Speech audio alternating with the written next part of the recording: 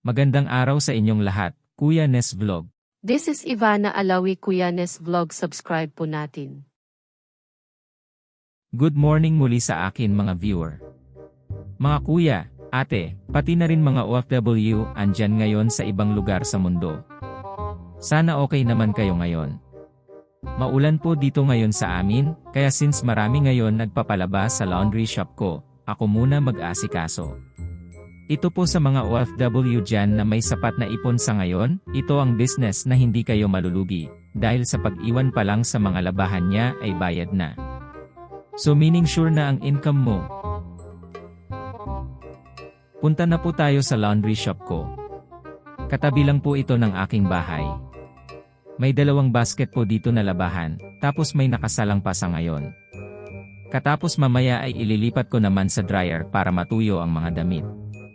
Iyang lamang mga giliw kong viewer ang work ko ngayon, bago pa lamang po ito na shop, mga 3 months na, isang set pa lamang, siguro after a few months ay magdadagdag ako, isa pa na set, 1 washing and 1 dryer.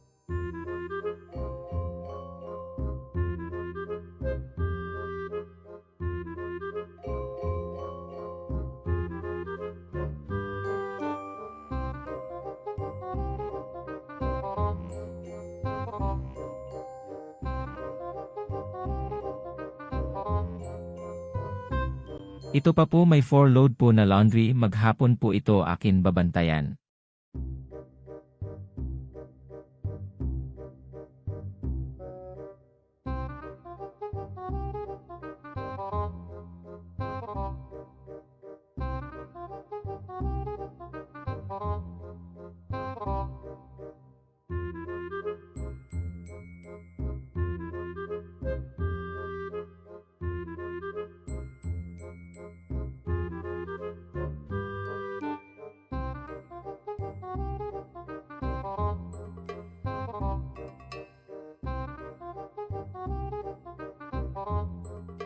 Mga kuya, at nakaset po ang laundry sa automatic, marami po sa ngayon ang labada.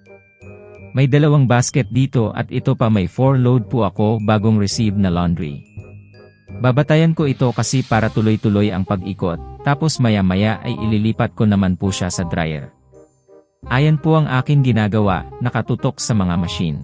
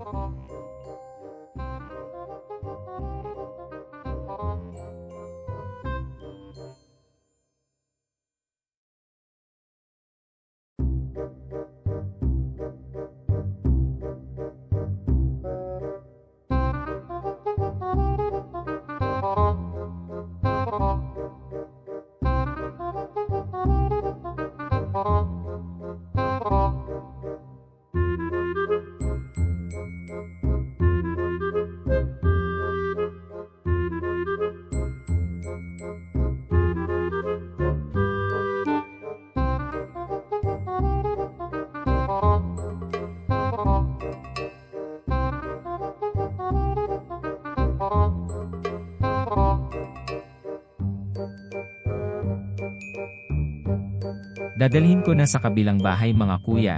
Ate, ang mga tapos na laundry, ito po ay for ironing and put some fabric fragrance, tapos ilalagay na sa plastic ready for delivery.